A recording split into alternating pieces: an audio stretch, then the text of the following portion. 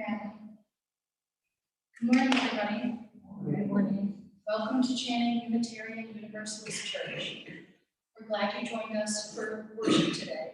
Whoever you are, whatever your theological, spiritual, political, sexual, or racial orientation or gender identity, you are welcome to worship here and become part of this community. It's been a while since I've been here. Sorry for the late start this morning. Maggie did not want me to leave her. Some chaos. I have a couple of quick announcements. First is next Saturday, the 22nd, is the last Rockland Farmers Market for this season. We're going to have our tent up again. They're going to be doing a little children's Halloween parade. They're going to be all dressed up, so the vendors are asked to bring a giant bag of candy. So I will supply a giant bag of candy. But I'm looking for volunteers to help me man the table that day because it's probably going to be a little crazy. So if you're interested, let me know after service. The other announcement is there's a credential meeting today after service. We'll give everyone a chance to get a cup of coffee before we settle in. So we'll probably start around 11:15. So again, credential meeting today. I'm trying to think, there was another announcement, but I'm sure Rick has some others, so if he's able to rejoin us, he'll jump in and share whatever he needs to share. But for now, I will, sorry, does anybody else have an announcement? Deb? I'd just like to have everybody keep in mind that the church fair will be coming up this Saturday before Thanksgiving in November. The church fair, November 19th. And you're soliciting craft vendors too, and volunteers. So if you're interested in being a craft vendor or volunteering, please see Deb and she'll set up. Yes, Jude. Something about the Halloween service, I can discuss the word of the meeting, Okay. but it will be a big case. The 30th. The 30th, yes. That's right. Jude is doing service on the 30th. He's doing a big Halloween thing. So that's very exciting. I almost had the other one and then it left me again. My apologies. I'm going to turn it over to Reverend Mills. She will get us started and I'll try and tag her back in. So it's, oh, I remember the thing I was going to say. Good. We often neglect the folks that watch via live stream. So hello to everybody joining us online. If you would like to contribute to these services ever, if you have a candle of joy or concern, you're welcome to email it to us. It's channingchurchma@gmail.com. And if you wish to make an offering, you can visit channingchurchrockland.com/give. And we can accept PayPal or credit card, or you can always mail them to the church. So I'm sorry that we neglect you, folks of you online, but I wanted to make sure that we know that you're there. Now I will turn it over to Reverend Mills. Thank you, everybody.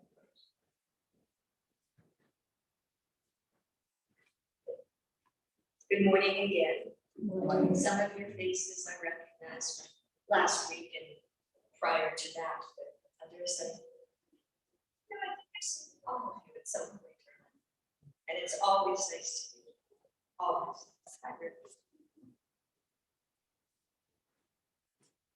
I know you went over your announcements, but Rick, your wife thought that maybe you had other announcements? No, nothing. Miscommunication. I'd like us to just take a few moments. I was just telling Maddie, your organist, that I'd taken a lovely walk yesterday. I don't know if any of you are familiar with Wayman, but I grew up there pretty much and went from North Wayman to South Wayman.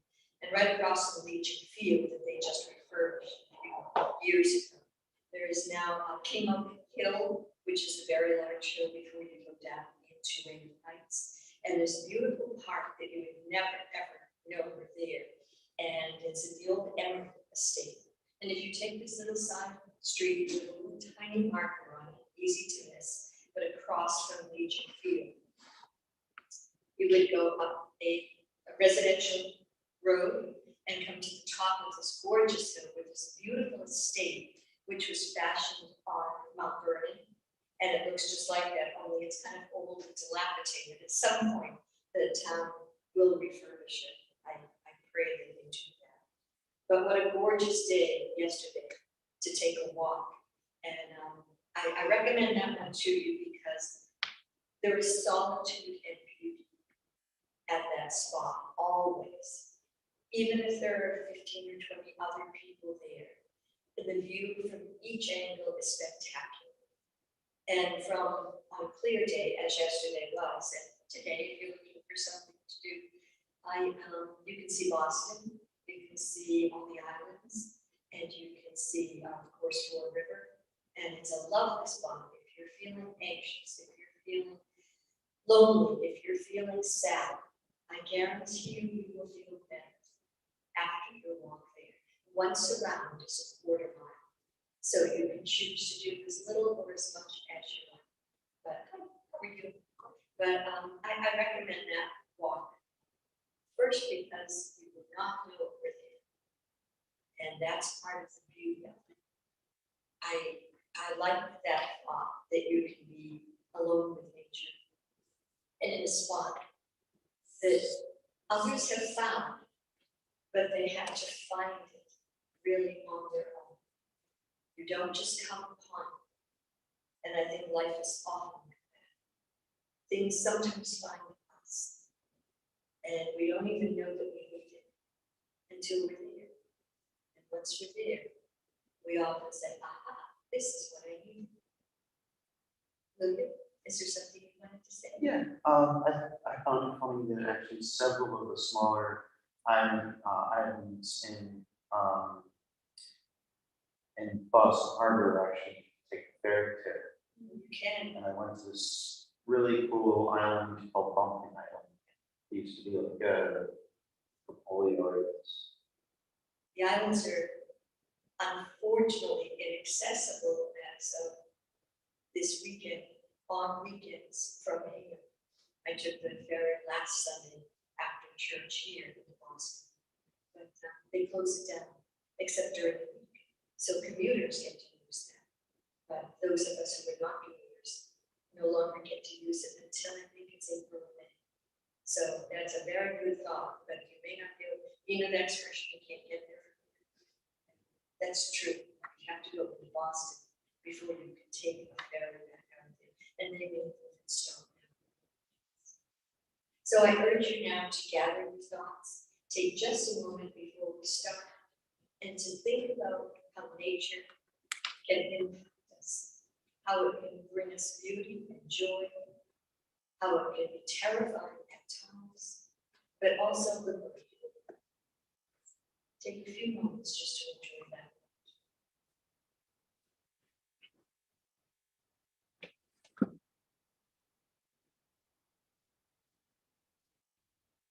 And now, Rick, I think you were going to lead us in lighting the chalice, is that correct? And as he does so, will you join with me in unison in saying the words listed in your order of service?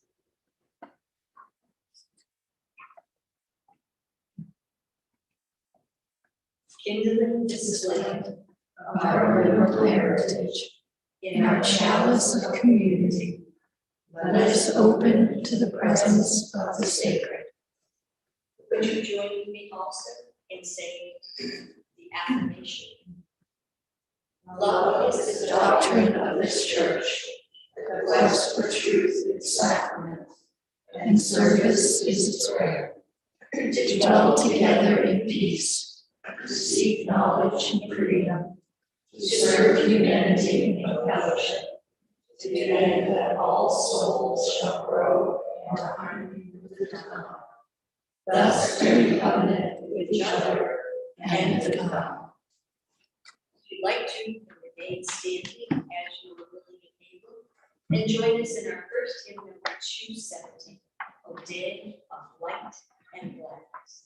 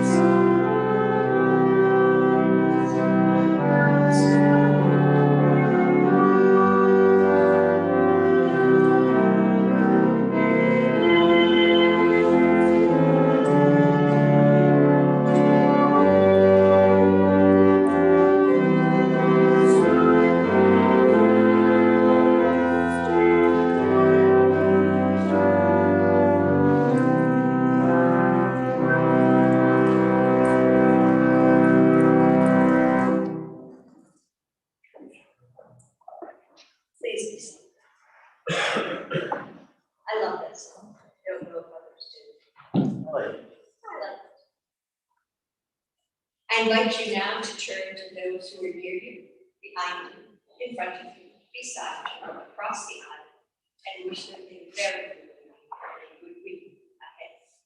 So take a moment. Good morning to you watching at home. Good morning to all of you. That's okay. I invite you now to let Rick light a candle for you of either joy or concern, or sometimes it's both. I know that when we share a candle of concern, it lightens our burdens. And if it is one of joy, it increases those joys manyfold. So please raise your hand, let us know, or just stand up and Rick will light a candle for you. I'll start since I have it. Candle of joy for my dad, who's doing much better. So he's up and about. Looks like the surgery is a success. And a candle of concern for me and my mom, who just lost a very good friend.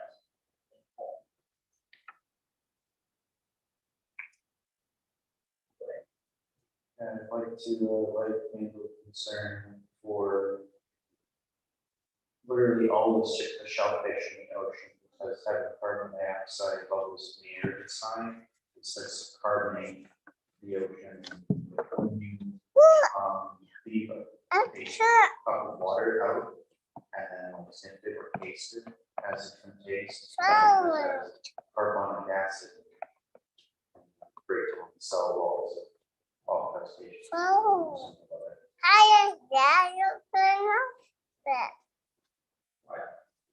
Candle of concern for my wife who has experienced COVID symptoms. Candle of concern, Brendan's hamster died on Friday and he's really taken it hard. Poor thing. Oh, Brendan will be 7 next month. So, always. yeah.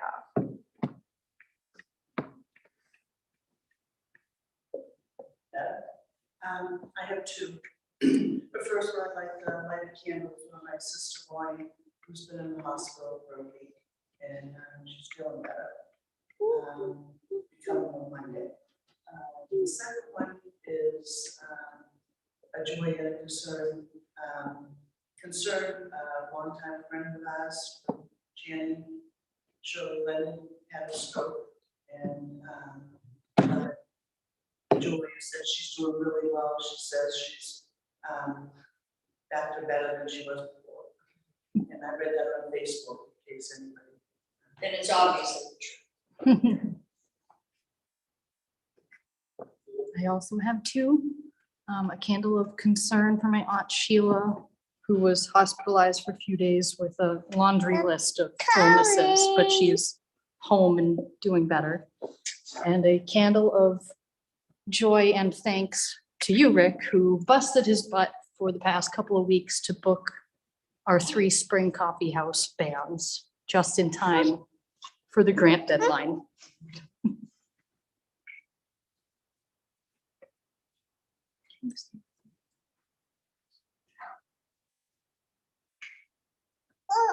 Thank you for sharing all of your joys and concerns, all of the joy, all of the work of having a candle, and all of them hopefully relatable. Thank you for doing it. And I did one last one for the voice concerns that we're not ready to share and carry in our hearts. Thank you.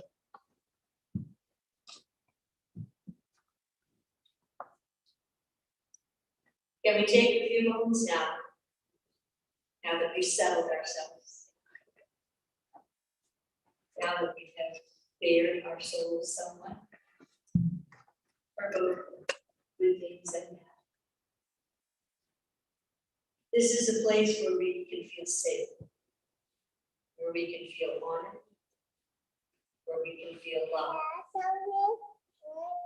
It is a sacred space that offers us the time to perhaps learn more about ourselves and to definitely learn more about others.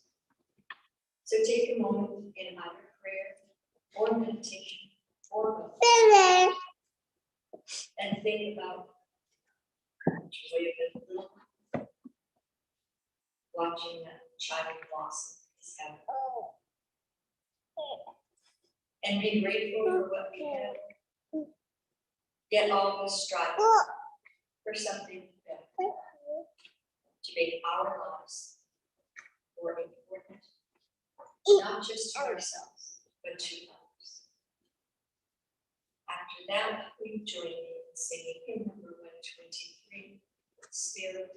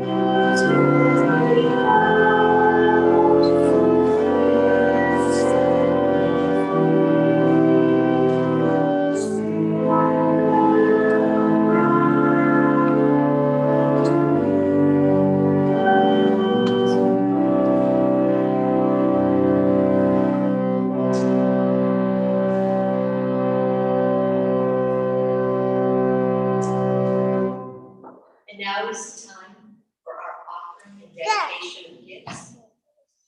You know what we need in a church besides love, besides dedication, besides community, is money. So as you are able, we ask you to contribute to the well-being of this church.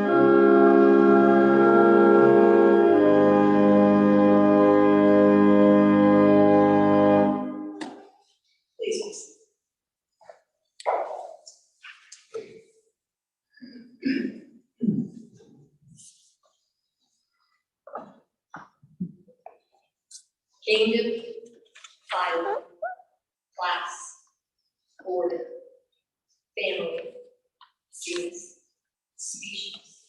That is just about the extent of what I recall in my 10th grade biology. Science was never my forte, although I've come to understand it kind of and appreciate it definitely as I mature. Chromosomes, genes, alleles.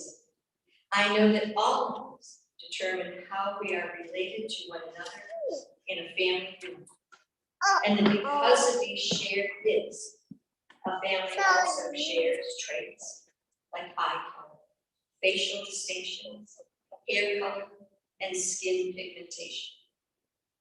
They are also responsible for much of our family members' quirks, oddities, and abilities, helping to make each family unique and special in good ways and in bad. Well, basically, how many of you just hold your questions till we have coffee hour? Can you do that? No. Okay, thanks. Well, basically, at our core, all of us are related in some way, as humans, as animals, as living beings, as a family. We're even more closely tied to one another. And that can make for strange and strained relationships on occasion. Now, my eldest sister's husband has over the years become a true ancestry junkie. Peter, my brother-in-law, has devoted countless hours researching not only his immediate family's ancestry, but also that of his wife, her sisters, which include me, parents, grandparents, and other relatives tracing back generations. When I decided to write this sermon a few months ago, I contacted my brother-in-law, Peter, out in Washington, to ask if he could and would provide me with some material that could be helpful in my writing. Well, not only did he enthusiastically agree to do so, but he sent over 100 pages of information about my father, John Connell Dingwall, and his family, and also information about my mother and hers. Weighty reading, to be sure. When I saw him 3 weeks ago now, he came out with my sister, and his first words to me after a brief read were, "Did you read it all?" I said, "I did, Peter." Thanked him. I gleaned a lot of information from him, some of which I'll share with you today. Confusing tones and reams, or so it seemed at first, but once I started to review the things, I began to comprehend some connections, and my interest was definitely piqued. I learned that my father, John Dingwall, had a fifth great-grandfather with the same first name. He was born in Dingwall, Scotland, in a section known as Ross. He married a woman named Margaret Russell back in 1665. At 30 years of age, they produced 2 children, Andrew and John, born 4 years apart, also in Scotland. Andrew James, the eldest, married very young, and together they had 1 daughter, Margaret, born in 1688, as well as a son, Andrew James. His father was 37 when he was birth, and his mother was 44. In 1726, Andrew himself married at the age of 32 to a woman named Janet. They had 5 children. Robert, the second-born son of Mary and Andrew, was born when his father was 50 and his mother was 49. He married Elspeth Birrell, and they had a son named Andrew on September 30th, 1781, and exactly 200 years prior to my daughter's birth on September 30th. Andrew lived until the age of 77 when he died in Scotland. When Andrew Dingwall was born, his father Robert was 37, and his mother Elspeth was only 20. Andrew married in 1802 at 21, and his wife Margaret Chalmers had 10 children in 19 years. The firstborn was Margaret, then Robert, then Elspeth, Elizabeth, and Thomas in the same year. Whether they were, and I don't know if they were such a record of Irish twins, Maybe they were Scottish twins or real twins. And then John, and then Peter, and then Andrew, and Isabella, and finally, and lastly, David. Andrew's wife died in 1850 at the age of 68. No surprise there. Having been married for 48 years and mothering 10 children. Now, Peter Algie Dingwall, who was born in 1812, one of Mark and Andrew's 10 children, was born when both of his parents were 30 years old.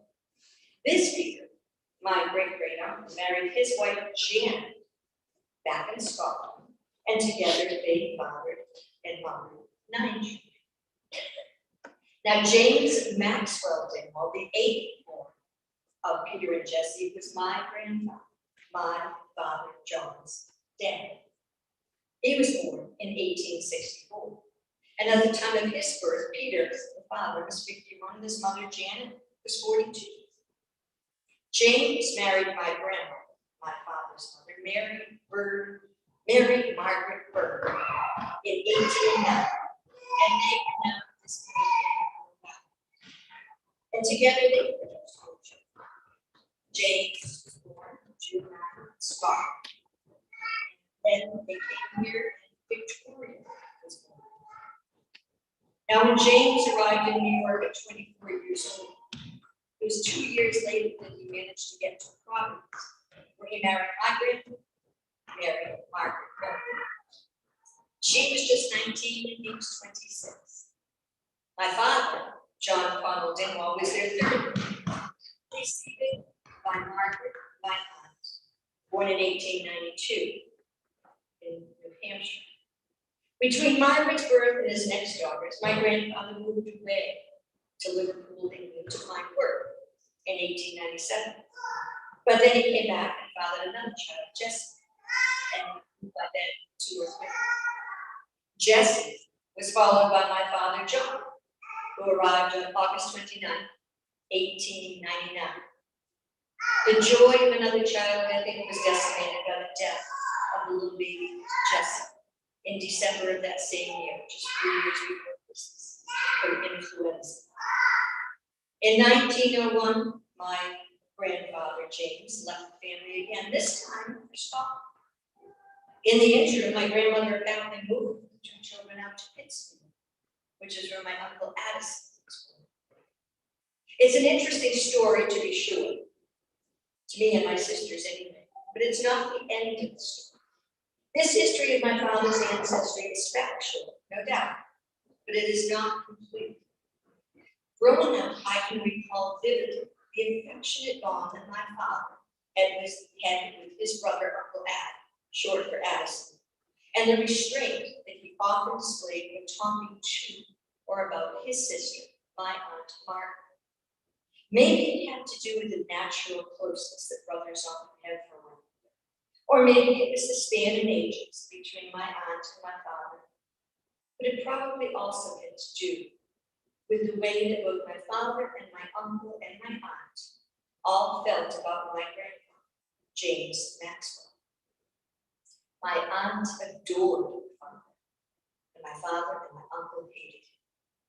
I can remember after my grandmother Mary, whom we called Grandma Ding, a stern and very powerful force, died. My aunt would bring up her father's name, referring to him as Daddy, or more often even Papa, evoking not sweet remembrances from my usually kind father, but rather silence and stillness.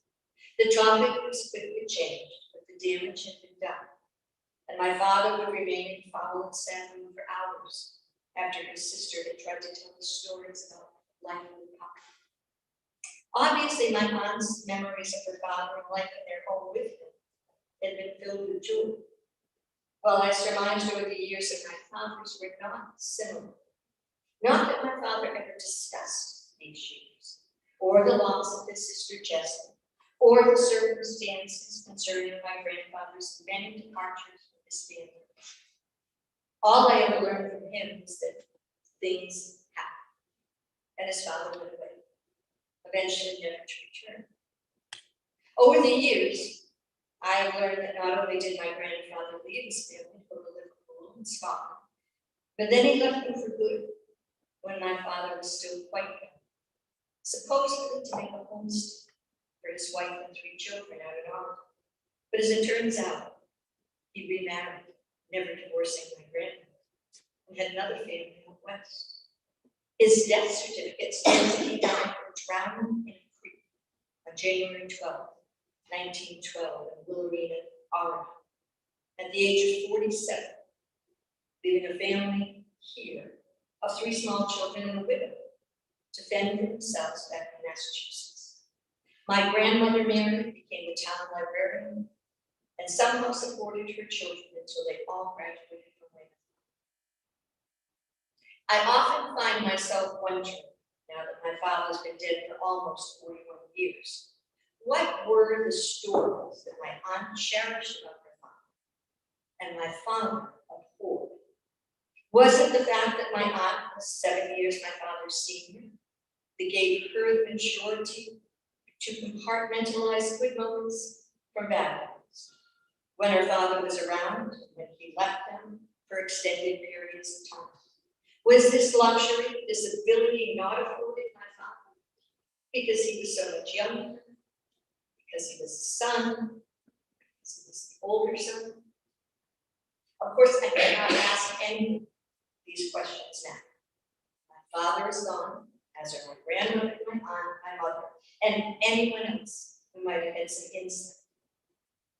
Oh, how many times I wish that I had pressed the issue back when they were all around.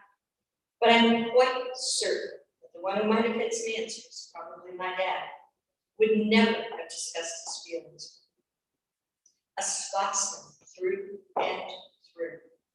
He was closed mouth on the things that could not be changed, as he would have used fathers in his relationship, and his father's subsequent disappearance, and what he most definitely would have viewed, and rightly so, as abandonment.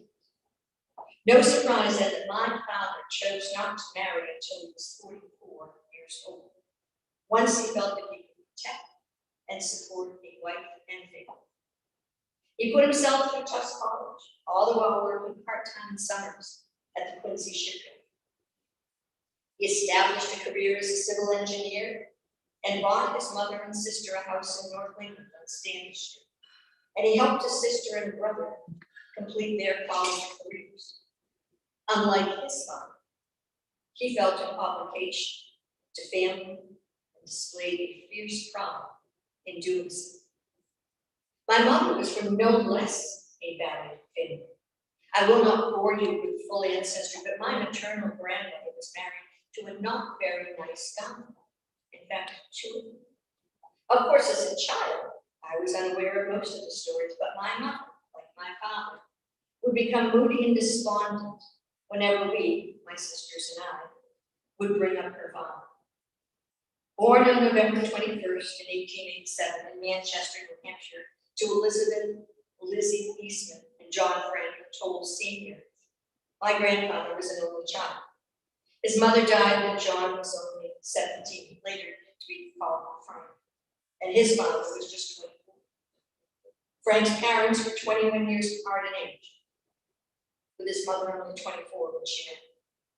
My grandfather, my mom's father, married my grandmother, Mabel Edna, when he was 26, up in Portsmouth, New Hampshire. Years after my mother's death, I learned the truth about my grandmother's first marriage.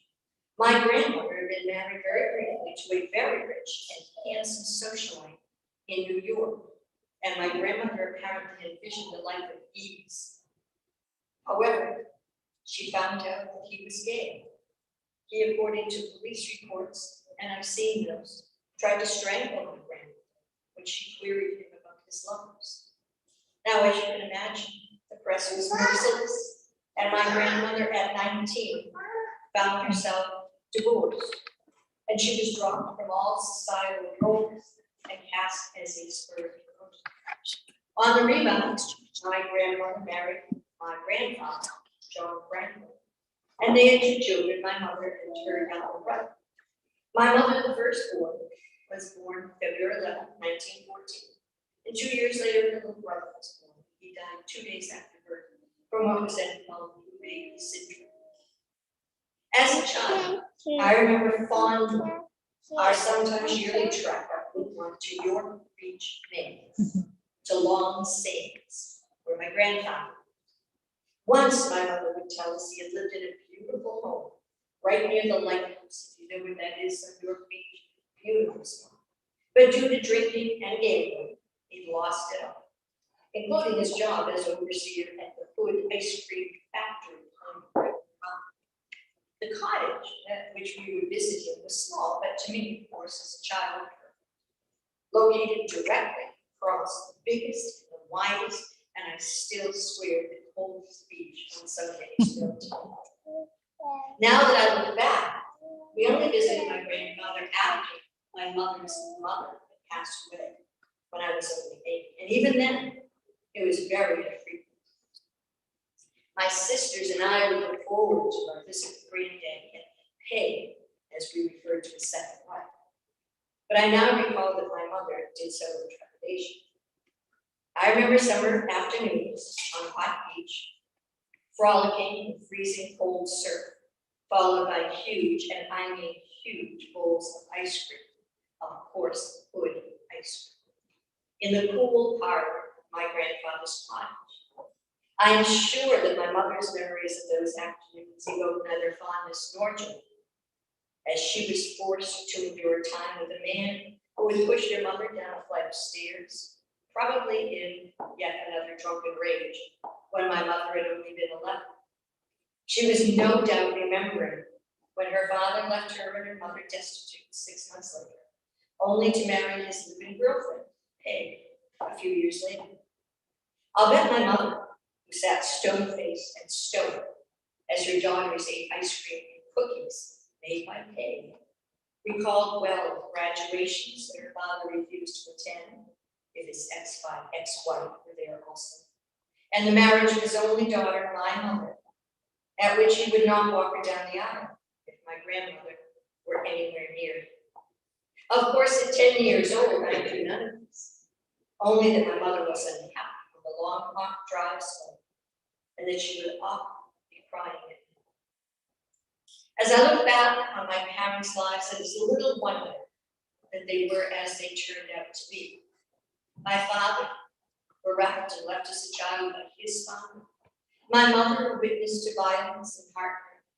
My father's mother, bitter and prideful. My mother's mother, fearful and distrustful of men. It's no surprise to me now that my father did not marry until he was 44, or that my mother distrusted men and instilled that distrust in her daughters. Yet also, I'm not surprised that my father had wanderlust himself, living and working in many cities in the United States, and also in Canada and Alaska, where I was. But he did it deliberately with his family, rather than alone. My mother would most likely have not become the independent and forceful woman she did, had she not endured what she had, including a 2-year stint in a Catholic orphanage from ages 11 to 13, when her mother had no means to support her and her father would not. Both of my parents were abandoned as children, emotionally and physically, yet both rose above their losses and chose to be better than they ever should have become. Both had flaws and defects, as did their parents and all of those who lived before them. I know that I, like you, have inherited a good, but we do not certain traits from our relatives. There is no denying my bloodline. It is probably just coincidence that my husband and my mother share a birthday. And while gleaning through my brother-in-law's ancestral archives, I learned that my long-deceased great-great-grandfather, Andrew Dingwall, shares a birthday with my daughter. Almost 9 years ago, my daughter gave birth to a beautiful girl whom she named Addison, not aware that my uncle, my father's brother, also had that first name. A nephew, Andrew, shares a first name with one of my great uncles, and the name Elizabeth is scattered throughout the centuries on both sides of my family, as a first or a second, and it finds itself today as my niece's middle. Coincidence? Nor or history repeating itself. I am unclear, but content nonetheless. Certain, we all have checkered pasts, ghosts in our closets, relatives about whom we tell stories, and relationships that are complicated and hurtful. While we can never change what has transpired, it is our obligation and right to learn from how others have lived and to work toward more loving and sustainable relationships in our lives. Family is an institution that all of us have in common, be it a good one or a bad one, or more normally in between, as it probably is for most of us. Whether or not we choose to learn from our past, that is up to us. Remember, the next generation will be watching us and evaluating what we also.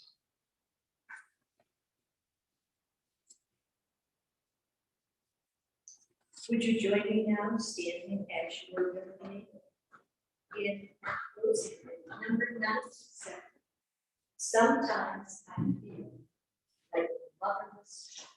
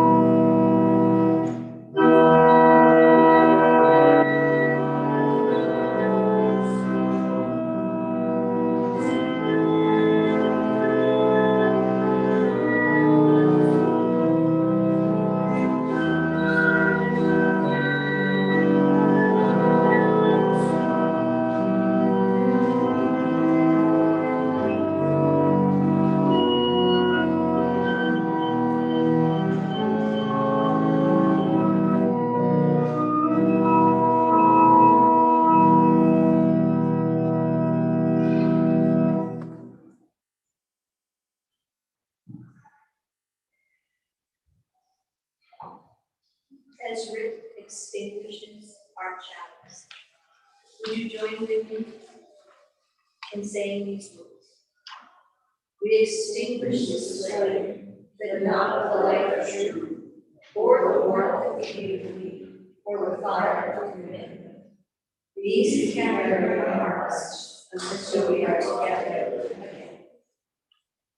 I hope fervently that this week is a good, joyful, and happy one for all. Certainly, it is a beautiful time of year, and I hope that you can partake of some of the joys, most of the joy. Have a good week, and see you again. Thanks for coming.